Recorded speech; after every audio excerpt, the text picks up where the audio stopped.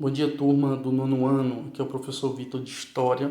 Nós estaremos dando continuidade ao capítulo 7, a Segunda Guerra Mundial, nas páginas 166 e 172, ok?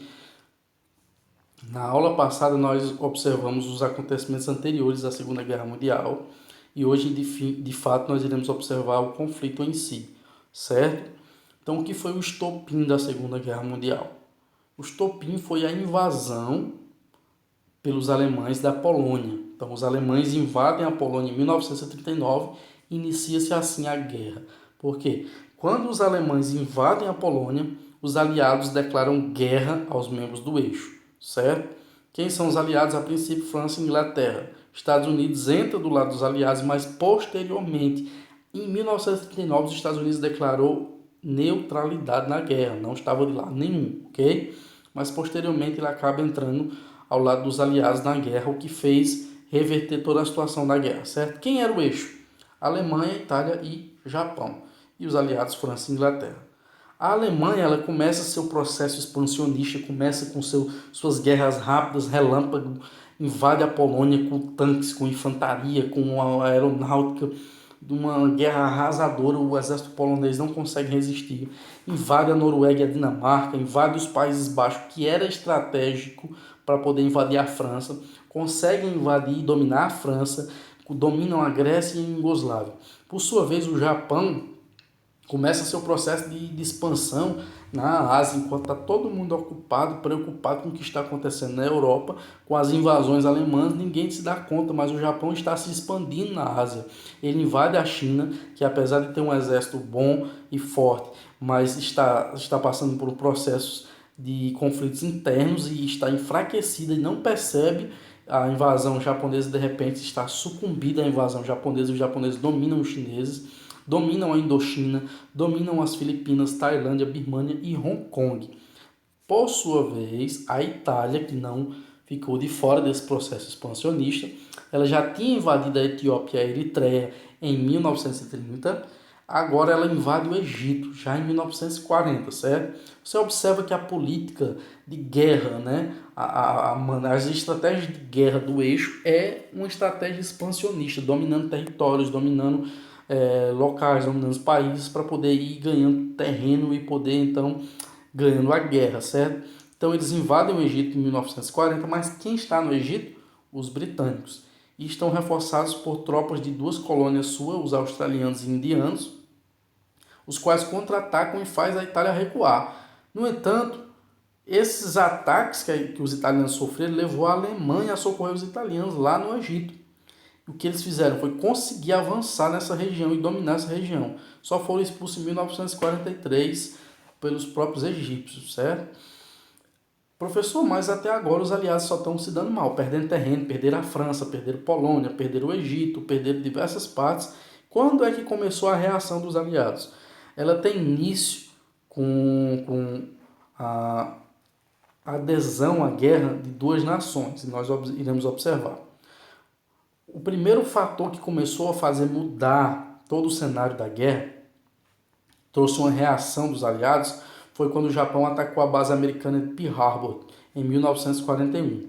Uma base que ficava no Havaí, e o Japão atacou essa base lá no Pacífico, fez com que os Estados Unidos entrassem na guerra de fato, porque até aquele momento o parlamento americano era contrário. Roosevelt, o presidente americano, era contrário, certo? Então, a própria opinião pública americana era contrária. Mas quando o Japão ataca Pearl Harbor, em 1941, isso mudou a opinião pública, isso mudou a ideia do parlamento, que aprovou a entrada dos Estados Unidos na guerra, e o próprio presidente Roosevelt aprova e começa então o envio de tropas para a guerra ao lado dos aliados, certo? E nesse mesmo momento, nesse mesmo ano, Hitler invadiu a União Soviética. Eles tinham um acordo mútuo de não agressão, mas em 1941 Hitler quebra esse acordo, invade a União Soviética, o que faz com que os soviéticos também entrem na guerra. O início da reação dos aliados é justamente a entrada dos Estados Unidos e da União Soviética unindo forças com os aliados, certo? Um dos momentos mais marcantes é a Batalha de Stalingrado, em 1942, quando o exército alemão invade a União Soviética, faz com que os soviéticos percam diversas batalhas, eles vão recuando no seu território e perdendo batalhas. Só que os soviéticos estavam fazendo parte, atraindo os alemães para uma parte de uma estratégia de guerra que eles tinham. Eles tinham uma estratégia chamada terra arrasada, que era o seguinte: aonde eles iam abandonando, as terras que eles iam abandonando, eles queimavam tudo, destruíam tudo, para que os alemães não pudessem usar os suprimentos daquela terra para poder continuar avançando. Então, eles iam arrasando a terra, queimando mantimentos, queimando campos de mantimentos e deixando a Alemanha vir para dentro do território soviético. Era uma grande estratégia, certo? Por quê? Porque nessa estratégia, eles estavam atraindo os alemães para o inverno russo, rigorosíssimo. Os russos estavam acostumados a esse inverno, os alemães não. Então, os alemães estavam já ficando com fome porque não tinha alimento. A terra estava arrasada e os russos e os soviéticos recuando, e eles acompanhando, até chegar na cidade de Stalingrado, onde ocorre uma batalha, a Batalha de Stalingrado, em 1942, onde morre mais de 2 milhões de pessoas. Principalmente a maior parte dessas pessoas mortas é do exército alemão. Foi uma derrota vergonhosa. Muitos morreram de fome, muitos morreram de frio e alguns que sobreviveram foram mortos pelo exército soviético. Pouquíssimos voltaram com Hitler para a Alemanha. E em 1943, já na Itália, isso você já observa que a guerra já está mudando de lado. Agora o eixo começa a perder, certo? Estava ganhando em todo momento, mas perdeu a sua primeira batalha lá na União Soviética, com a Alemanha, e vai perdendo batalha após batalha. Em 1943, Mussolini é deposto pelo rei Henrique Manuel III, e o rei Vítor Emanuel III decide se render através de um armistício de Cassibile, certo? Ele assina esse armistício e se rende. Mussolini é resgatado por Hitler e a partir da Alemanha eles começam a promover diversos ataques ao rei Vítor Emanuel, mas de fato a Itália já estava fora da guerra. O dia D, né, que é marcado como o dia do início da derrota do eixo para os aliados, foi 6 de julho de 1944, quando os aliados eles libertaram a França. As tropas americanas começaram a avançar pelo ocidente e começaram a fazer os alemães recuarem. Em uma batalha pela França, eles acabaram vencendo os alemães, expulsando os exércitos alemães da França e a França é liberta pelos americanos. Já em janeiro de 1945, os aliados começam a invadir a Alemanha. Os americanos e os ingleses invadem pela parte ocidental e os soviéticos invadem pela parte oriental. Então, pelo oriente e pelo ocidente, a Alemanha está cercada. Não tem mais o que fazer. Soviéticos no oriente, americanos e ingleses no ocidente. O que é que faz? O que acontece? Hitler não aguenta a pressão. Ele se suicida.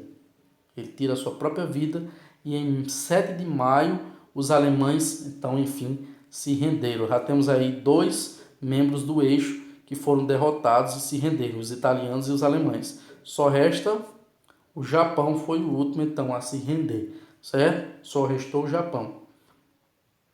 Quando os americanos estavam atacando o Japão e eles começaram a perder a guerra de fato, houve um ato de desespero japonês, os chamados kamikazes. O que eram, professor, os kamikazes? Eram pilotos suicidas que se chocavam contra os navios americanos porque fazia parte de um código de honra dos samurais, que era nunca se render, eles não se rendiam.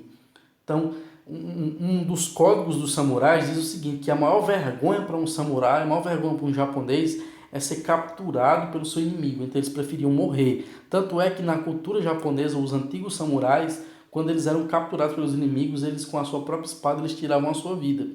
Esse código de honra foi passado para os soldados japoneses e quando eles viram que estavam perdendo a guerra, principalmente por falta de munição, por falta de condições de fato de vencer as tropas americanas, eles começaram então a jogar os aviões, os caças contra os navios americanos.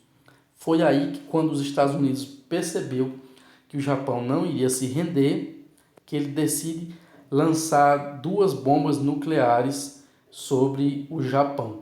Há uma crítica muito grande sobre esse episódio, porque muitas pessoas dizem que o Japão já estava arrasado, o Japão já estava totalmente fora da guerra. E não havia necessidade dos americanos lançarem essas bombas, que eles fizeram isso como uma forma de teste dessas bombas, que não havia na menor necessidade. O Japão já iria cair um pouco, alguns dias a mais. Então, há estudiosos, há historiadores que dizem que houve um certo exagero. Eu, particularmente, acredito que houve esse exagero de parte dos Estados Unidos ao lançarem essas bombas. Então, em 6 de agosto de 1945, foi lançada uma bomba sobre a cidade de Hiroshima, né, no Japão. Essa bomba matou 140 mil pessoas imediatamente a ela cair. E muitas outras pessoas foram morrendo por consequência da radiação, com doenças, com câncer, problema de respiração e entre outras coisas. Em 9 de agosto, 3 dias depois, foi lançada a segunda bomba em Nagasaki, matando 70 mil pessoas imediatamente e milhares, né, posteriormente como consequência. Quando foi então em 14 de agosto, 5 dias depois dessa segunda bomba em Nagasaki, o Japão se rendeu. Chegava então, gente, ao fim a Segunda Guerra Mundial. Foi ali, de fato, uma cena triste da história da nossa humanidade, mas que chegou ao fim em 14 de agosto de 1945, ok? Gente, essa foi a aula de hoje, espero que vocês tenham entendido. Vou estar mandando a atividade por áudio, façam qualquer dúvida, revejam o vídeo, revejam o material e estamos à disposição. Tenham um bom dia.